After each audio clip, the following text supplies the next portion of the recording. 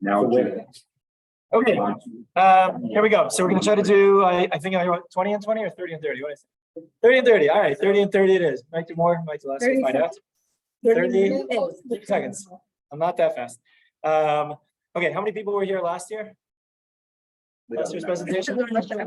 No? Okay, perfect. So I'm going to start with my top 5 from last year, and then go from there. So if you weren't here last year, then this is new, and if you were here, you probably forgot, so it's all good. Okay, a couple of things that I do. Some of these things I do, some of these things I want to do, some of these things I will do. So a few things that I do. Last year we did a poster board. We didn't even do poster board. We had the kids color in one for each siman of the Seder, and we put it up on the we have a glass door behind where we sit, so we put it up there, and then we had one of the kids who was in charge of moving things along. There was like a little clip with something like to show which stage we were at the Seder. It's just one more thing that you can do that will involve the kids. Anything that they do and have specific jobs is always better. So that's one thing that we did last year. Last year I had mentioned this idea about having on your doorpost like red strips of paper or something like that. We actually ended up doing magnet tiles, which was so much easier and is 2 seconds, and it looked great. So you walked into our house and there was like red magnet tiles all over, and all of our doors in Israel. So they all stick. It's perfect, easy, done, and it looks like you did the carbon Pesach. We were going to do real blood. That was the other option, but my wife nixed that. So no real blood. This I showed last year. This is one of my favorite things. This might be the last year that I might be able to do it. I don't know. My kid's 7. But what we did was we obviously got dressed up a little bit. That's always a key thing to anything that you do. You'll notice that I have 2 things in front of me here. I have the traditional, it probably wasn't the traditional, but whatever we want to call it. Paris thing. What's that? Authentic. I actually stole it from a museum in England.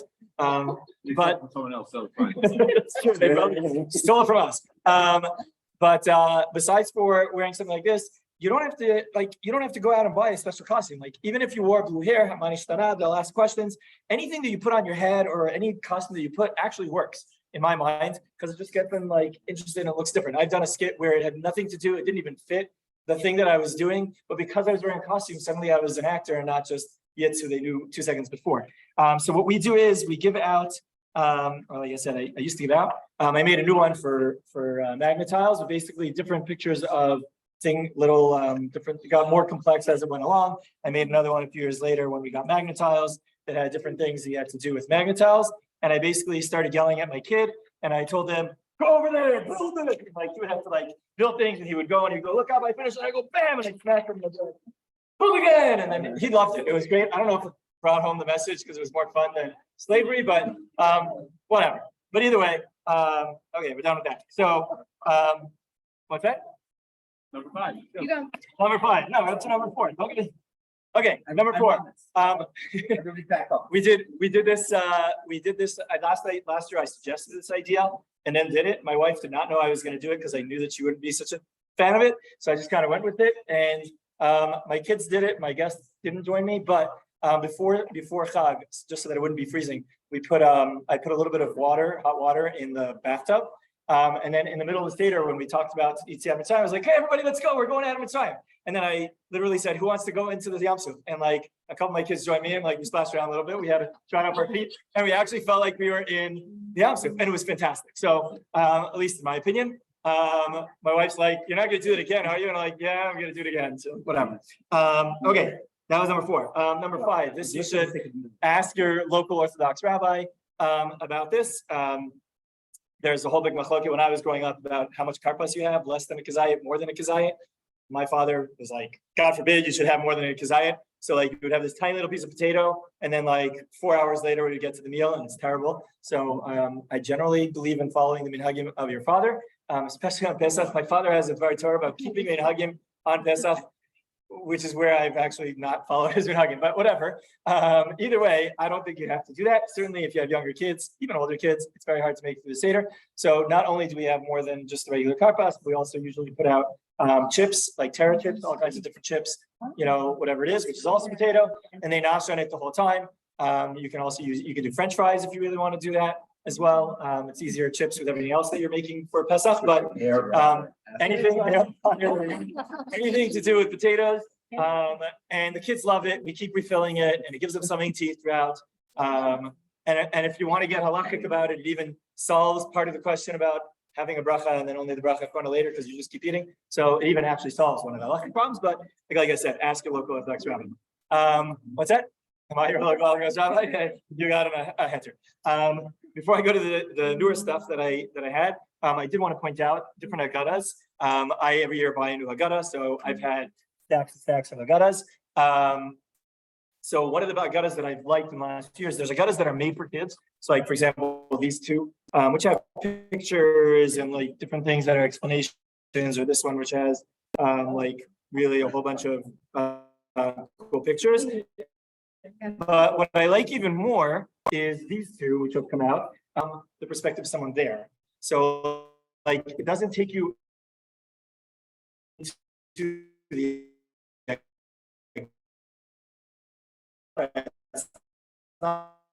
Haggadah, it's the story of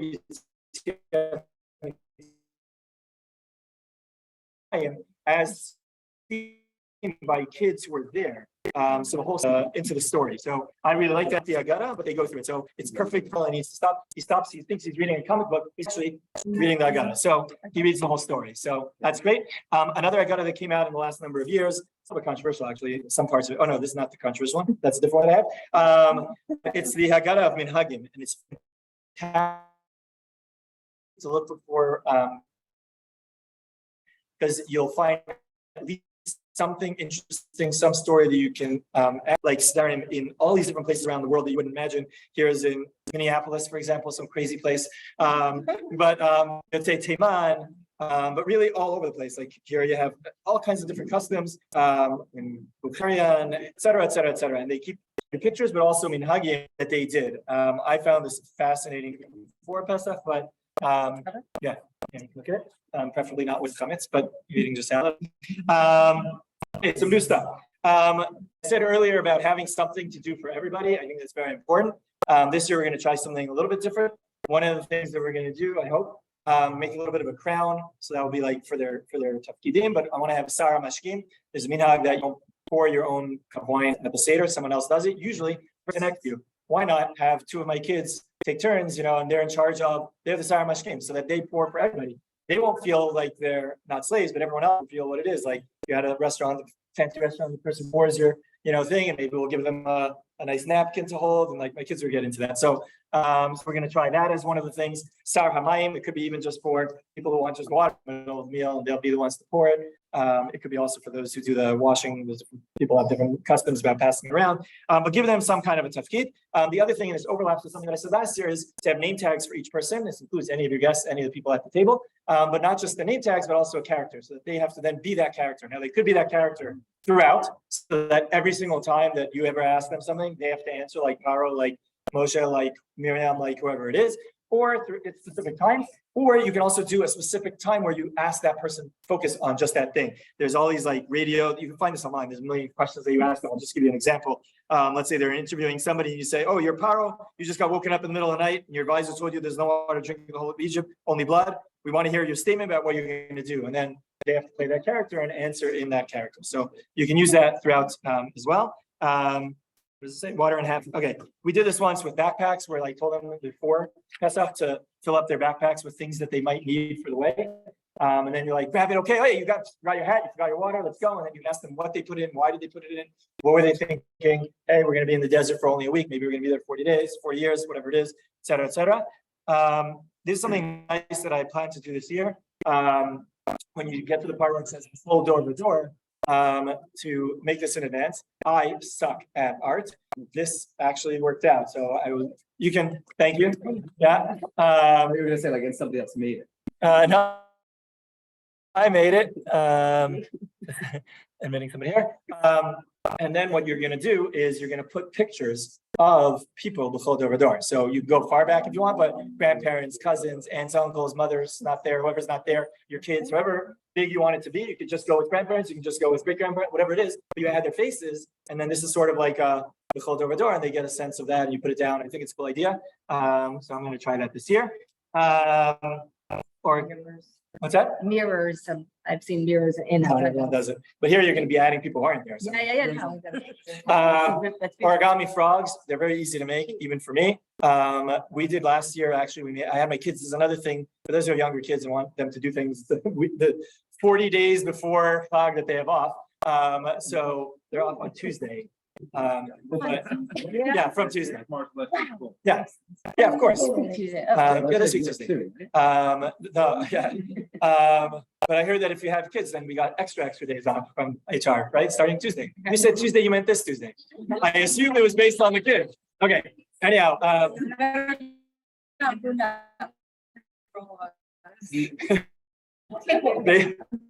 so we did have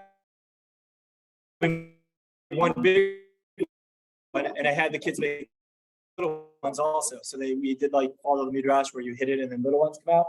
So we had her like, so it was cool. Adults will enjoy it. Adults don't like the adult Seders. Come on.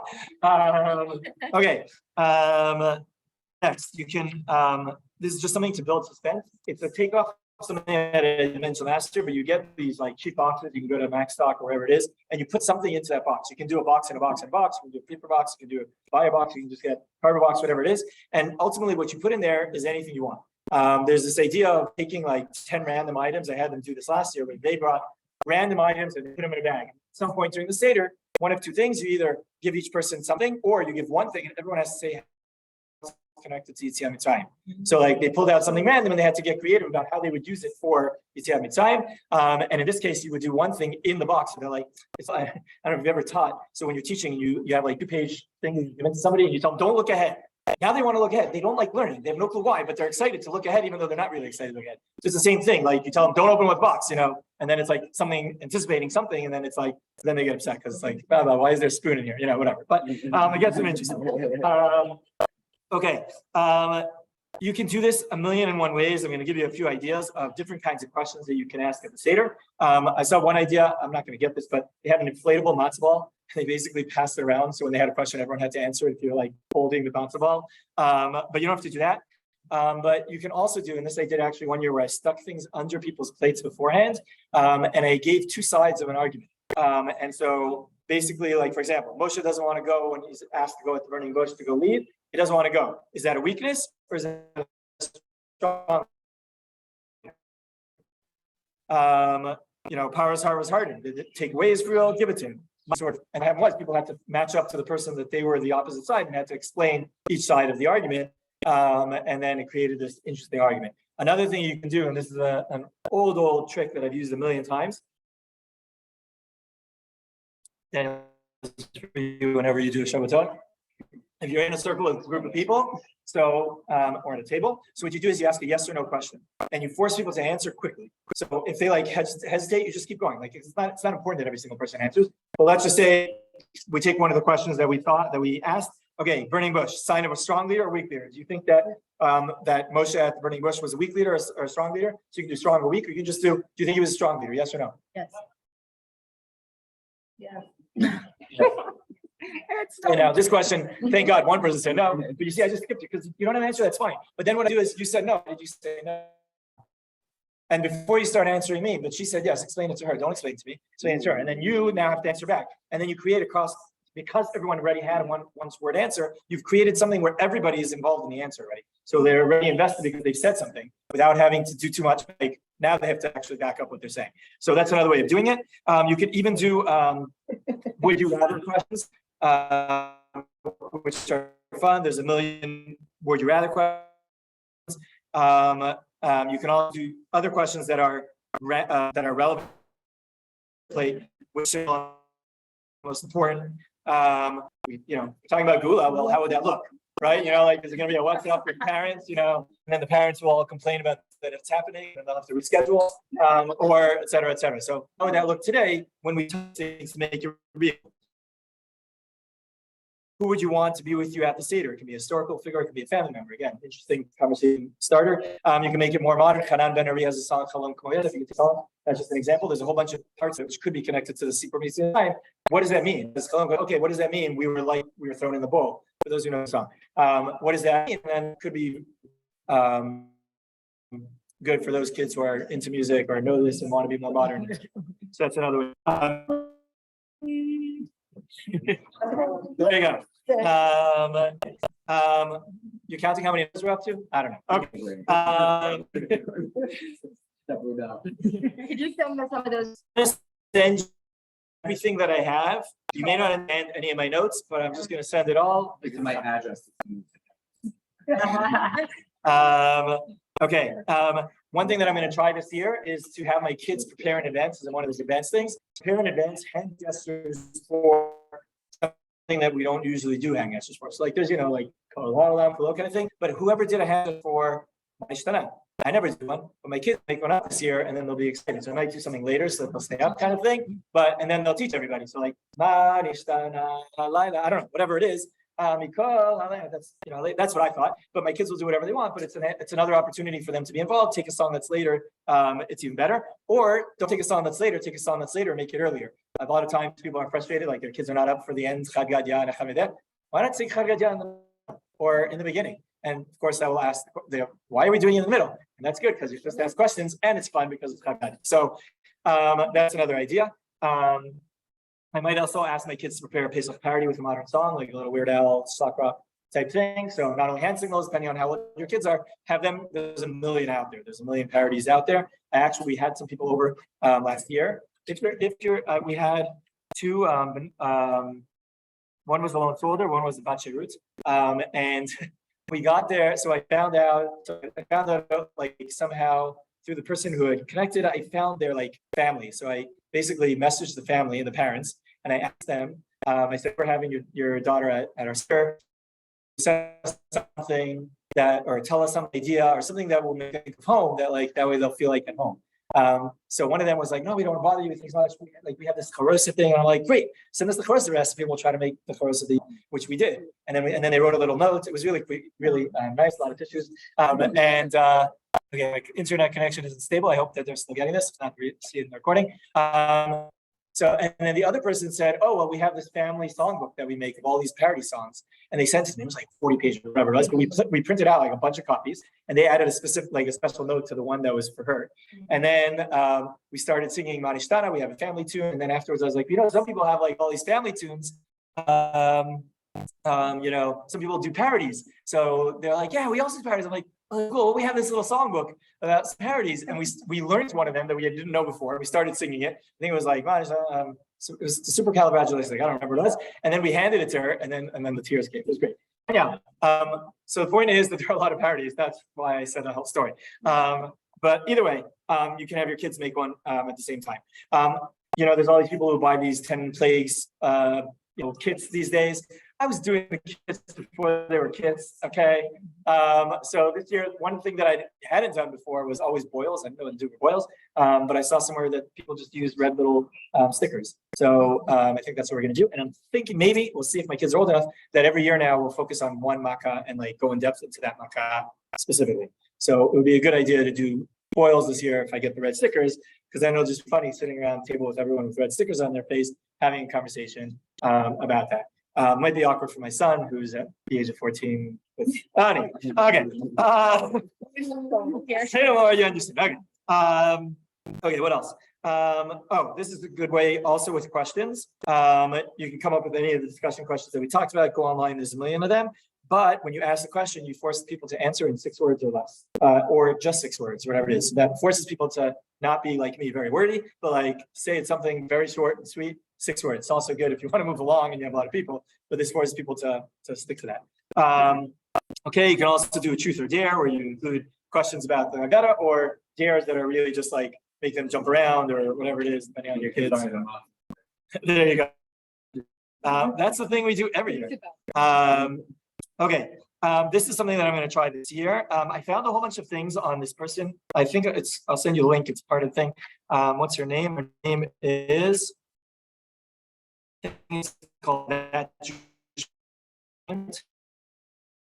.com. There's a store, Sari, and things like that. She also has things on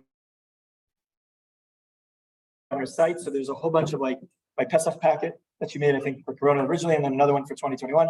This is great for the kids. Kinds of like, colorings and mazes and I don't know, whatever, find the differences, et cetera, et cetera. There's like these things where you have to figure out what these things mean. There's like, picture puzzle of like, why is this night different than all other nights? Stuff like that. So it's already time. She also had this game, which I think I'm going to try to do, which kind of flips, it sort of flips the African thing, which you do the Seder. I mean, she just suggests cutting, you can do however you want, but like a little challah, piece of bread kind of thing. And what you do is you cut that out, and then you have to be, it's like sort of like, you have to not be person involved. You have to slip into other people. So like in the middle of the Seder, you like slip it into their shoe. But like kids will still get into it. Like during the Seder, they're going to try to slip it back in, slip it at somebody's thing, whatever it is. Exactly. All those kinds of things you can do, slip it down.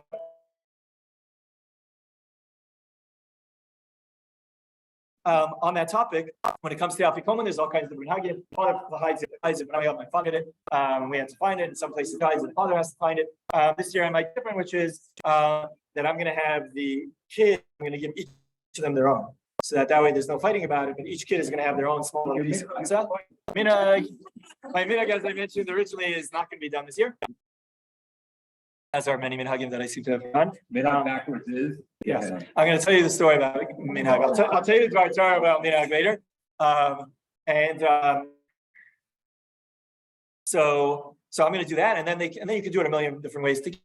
We'll just do hot and cold. That way, there's actually a chance that I'll find it. But this way, each one has it, and there's no fighting, less fighting, et cetera, et cetera. All right, if we're going to be back to the minhag thing, I'll just tell you the Dvar about minhagim. So, Father, every Pesach always says, like, people are very, very into their minhagim, especially on Pesach. There's like 4,000 minhagim, and everyone's very particular about this, about that.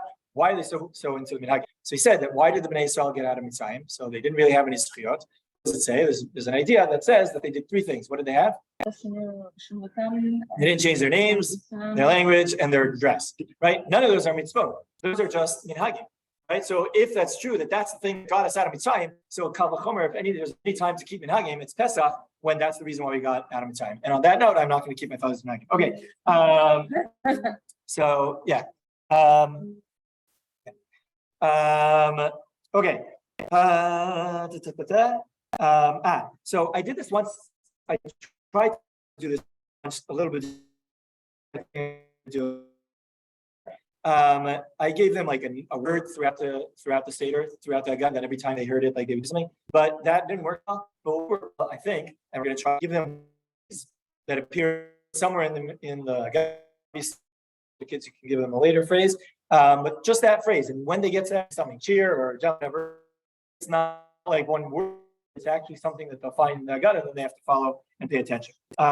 You can also, when it comes to flip them around, turn them jeopardize, see if they can get the question from the answer. There was a book that I didn't buy, but it's actually a place for the Seder table, which looked very interesting. It's by Shoshana Handman. And it's like all these different stories, but seen through different things, like Sherlock Holmes, through Casablanca, through Marx Brothers. It sounded really cool. So I suggest that you get it and then What's it called?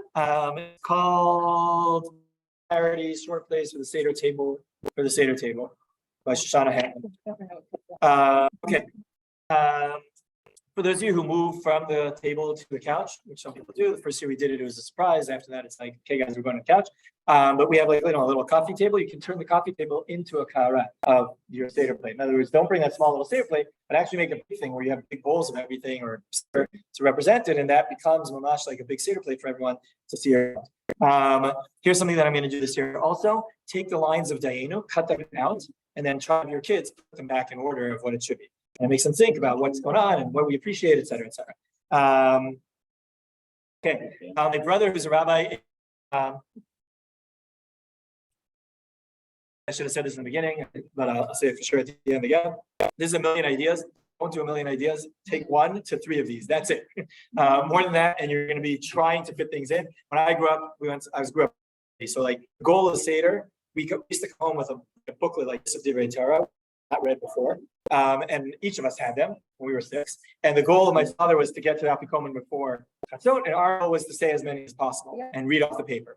So I'll try to do all that. My Seder that I ran myself, and the whole plan was like this, and I gave people to do prayer and the whole thing, and all went out the window like 20 minutes in. My baby started crying, and like my wife left the table, and this and that, whatever, and it just didn't work. So these all can, especially if you're leading the table, but I do 1 to 3. That's what I would suggest. My brother is a rabbi in Baltimore. I was at his shul. When was that show? Oh, the last time that Fishman sent me, whatever that was, October, November. And he, for that speech that week, I think it was a Kedat Yitzhak, if I'm not mistaken, actually gave out to the shul two pictures, I don't remember, 2 pages, whatever, of different pictures of a Kedat Yitzhak. And most of the pictures of like artwork of that stuff, like Christian stuff that's been printed, but that's fine.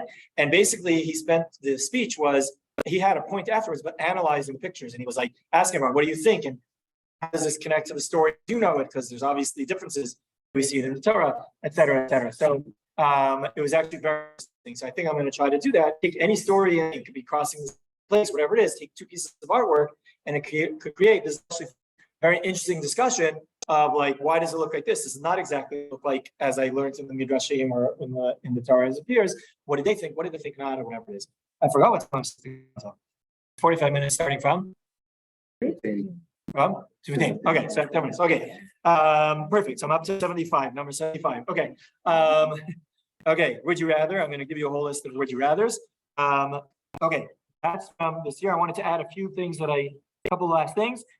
This is also good for discussion. I went to Ray Travers, the head of the RCA and is the liaison of RCA in Israel now. He's from Toronto. He's the one that did my wedding. So I went to him for a random Shabbos, and on the table he put these like quotes, little quotes from different things that were related to the parsha, not related to parsha, or just not whatever it was. And he put them on the table. He asked everybody to pick one up that they thought spoke to them, and then explain why it spoke to them. That was like, improvised Dvar Torah almost. It allowed everybody to have something. So you can do that too. But I also, what I did was, and you can do this upside down and tell people not to look, and it gets them wanting to look. You can take quotes about freedom and put it all around so that you can have a discussion about freedom. And then there's some amazing quotes, and just put them all around. It's in my folder that I'll share with you. Like, no one is free, even the birds are chained to the sky. Who said that? Bob Dylan. Very important. Okay. The truth is, none of us can be free until everybody is free. For Maya Angelou, in giving freedom to the slave, we assure freedom to the free. Abraham Lincoln, et cetera, et cetera, et cetera. Martin Luther King, Rabbi Sachs. I mean, you can go any direction you want, but there's a whole bunch of quotes that you can put, and it really could create a very interesting nation. The last things that I'll just share, this I found last year somewhere, I don't remember where, these little quackwas, as they call them. I don't even remember what they call them in English anymore, but where's dollars? I don't know. Anyway, one is for older kids, one is for young. And it gives them either things to do or questions to ask, et cetera, et cetera. So here, look at it if you want. And then I'll end with 2 last things. I did this a number of years. I do this very often. I give out these cards. You don't have to laminate and make them nice. I mean, they're not nice, which is plain. Story, question, comment. Every single person at the table gets one of these, and they have to use them at the end of the table. So they have to give you in. If they want to tell a story or make a comment or ask a question, they use that. I will end in shul the other day, and what's that? Want for more wine. Make one more wine. And I ended with, and I said I would also give some Divrei Torah in between, so at least if they don't use any ideas, I'll have some Torah. So I'll share with you one quick idea. Oh, before that, this is also something, again, depending on your kids and how old they are, but this you can fit into a million places in the Seder. You go online and find the actual copy of what it is. It's a very, very, very powerful tefillah that was composed at Bergen-Belsen. Some of you may be familiar with, which was basically a tefillah that they made before eating chametz at the Seder that they were having. I'll read the English version, but basically it says, Father in heaven, it is revealed before you that our will is to do your will, to celebrate Passover by eating matzah and by abstaining from eating chametz. Alas, our hearts are filled with anguish, for our servitude prevents us from fulfilling these commandments, and we find ourselves in mortal danger. We are ready and willing to fulfill your commandment to live by them and not die by them. and also to obey the warning, take heed to yourself and guard yourselves well. Therefore, we beseech you to grant us life, sustain us, and speedily redeem us, that we may observe your commandments, do your will, and serve you wholeheartedly. Amen. And then they ate comments. But that was like their tefillah. They're like, this would be like that, but we're doing it at Seder Ideas. So I think that's super powerful. I think it's really powerful for the last thing, because we ended by saying, so we did this year, maybe do it next year. It's an almost a way of a powerful thing that this is they optimistic that next will be good. So that's just a powerful thing, and I'll just end with a story from the Tzemach Tzedek, who's one of the Lubavitcher Rebbes, and he was at his Seder. Somebody did yachad. They broke the two pieces, and the guy was measuring, to see which one is bigger, to put away for the afikomen. So he was measuring to see which one was bigger, and he said to him, he said, if an object must be measured against something else to determine if it is great, then even something small may be greater than it. In other words, if your greatness is only because you're comparing it to something else, it isn't greatness. So I thought that was a very powerful line. You can use that at your yachats. Okay, I don't know how many I did, but I did it in even under the time that I had. What is that? Only 112? A little bit under. Okay. Anyone has any ideas? I'm always open to hearing new ideas and listening because I need it for next year's 30 at 30. I will share all of this in a folder to everybody later. Your Seder's popping.